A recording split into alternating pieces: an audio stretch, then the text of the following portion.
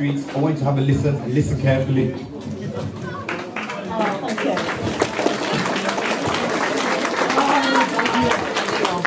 Good afternoon, everyone. Firstly, I just want to say thank you very much for inviting me this afternoon. Firstly, I just want to cover a couple of the myths around knife crime. As parents, as community members, as society, we tend to look at knife crime victims as if they're to blame. We need to firstly stop doing that. 90% of the stabbings we are seeing at the moment are not gang related, they're not drug deals that go wrong. If you have a child, it is your responsibility to talk to your children about knife crime. And I know that is a very difficult subject, but people like myself are here to support and guide those conversations. There's another thing, and I mean it with the utmost respect. If you are allowing your children to walk around with an attitude, kissing their teeth, swearing, going on like they're bad, when they, reproduce that behaviour on the street, other people are going to challenge them accordingly. Respect and manners will go a long way in the tackle against knife crime, and you might think, what's that got to do with anything? The last 4 stabbings in Birmingham have been young males that have fronted up to each other. There is something that I'm going to ask a couple of the younger people here today, and I'm going to do it to prove a point.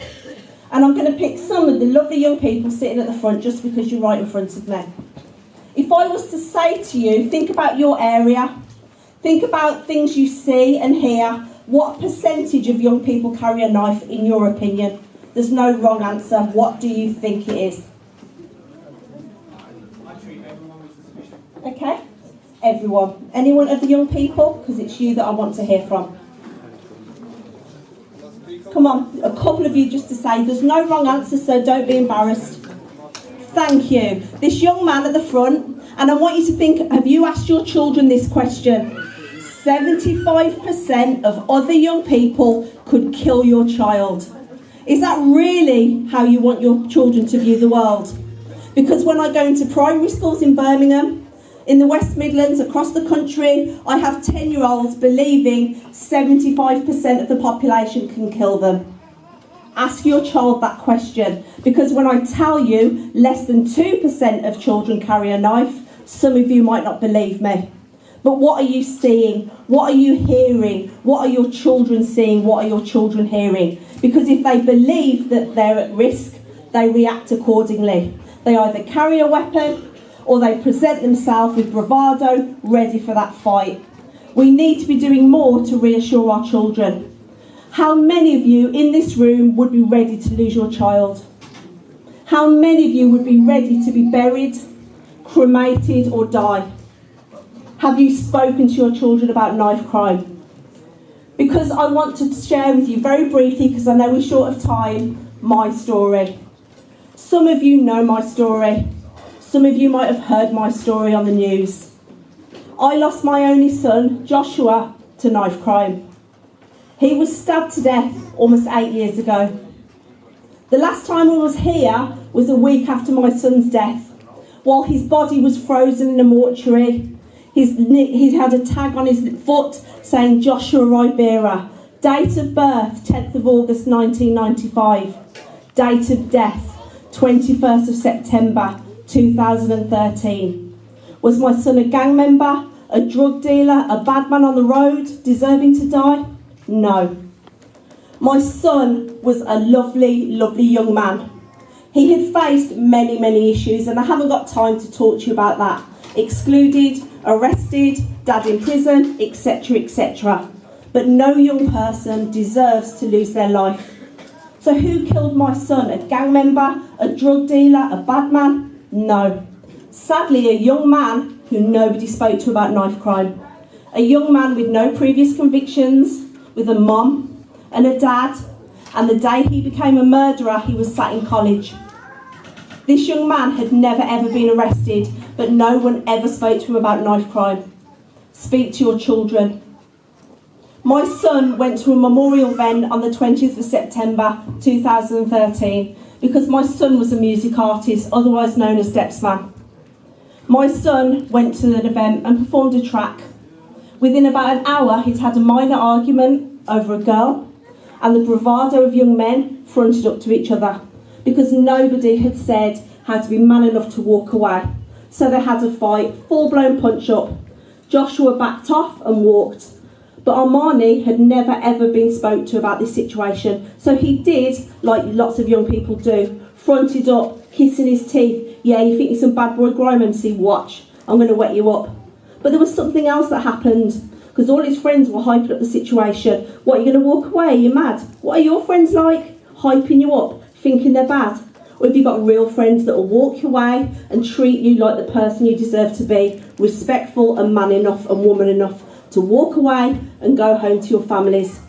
Armani Mitchell hyped and then he shouted at Josh, what, you think you're some bad boy grime MC? Watch, I'm going to wet you up. And he left.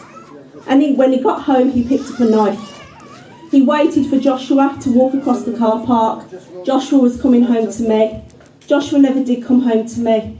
And I say, Joshua, YouTube, news, documentaries, always Depp's man. Depp's man is not my son. My son is Joshua, Joshy, my little boy, my only son.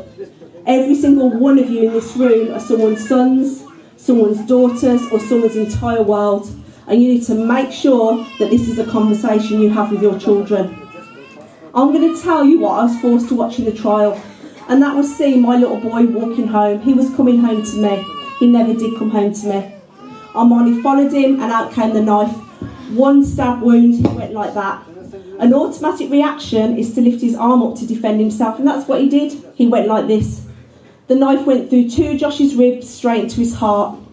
The hardest thing I've ever had to watch is see my little boy, my entire world, look down. He burst into tears. He held his chest and he fell on the floor screaming, crying, help me, help me. All his friends screaming, crying, it's okay, Deps, it's okay, Deps, but it wasn't okay. He was taken to the QE hospital and I got there as quickly as I could.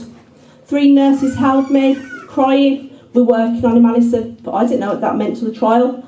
The consultant looked at me crying. He bowed his head and he said, Alison, if you're stabbed in the heart or anywhere on your body, you need to realise a single stab wound can kill someone. Anywhere on the body. They said that he didn't die after 1 minute. He fought for 7.5 hours. And then they told me what that single stab wound did to his body. They cut my son's body open from his throat down to his stomach and all the way across. They broke open his rib cage and desperately tried to save Joshua's life. But the thing that hurt me more than anything is they said that on the floor, waiting for the ambulance, he was gurgling blood. He was groaning in pain and he said, get my mum.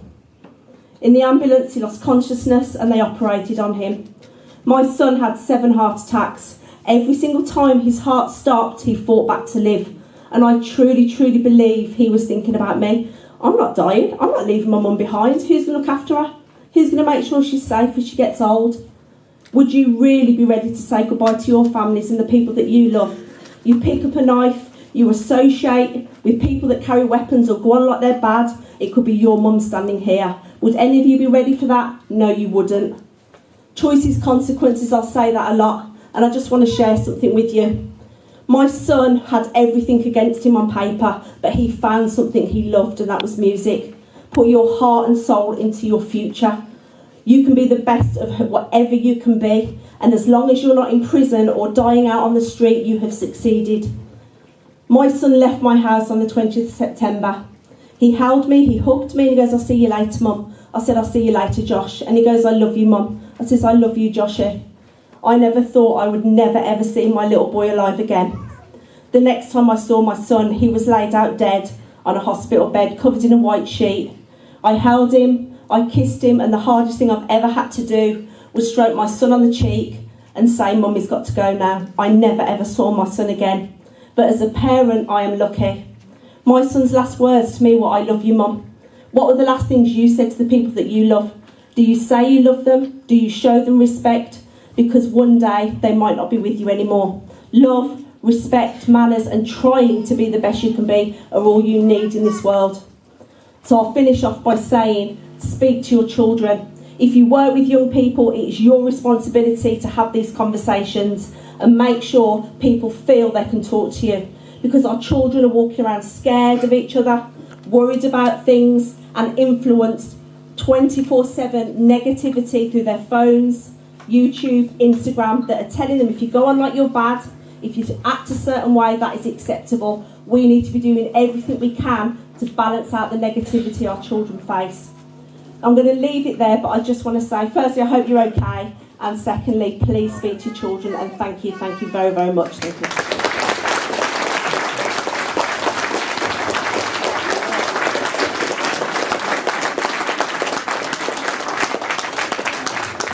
Very sad story, and I want you all to take it on board and go home, the youngers especially, go home and think about what you just said. It's not a joke. Walking with knives, I've never carried a knife. I don't believe in that. Yeah, this new generation of kids now, walking with knives, going on like you're bad. You're not bad. Like my dad said to me when I was young, you're not bad. If a real bad man comes for you, you're going to know what time it is. You come from good homes, you've got parents behind you. There's no need to pick up a knife. Start looking into sports, start educating yourselves, do things that you enjoy. Stay away from gang culture, stay away from drugs. It's no good for you. Are you hearing me, guys? Yeah? A bit louder, please. Yeah? Come on, children, man. We don't want no more knife fights. Yeah? Let's work together to get it out. Thank you very much. Another round of applause for Alison. Sharing that story.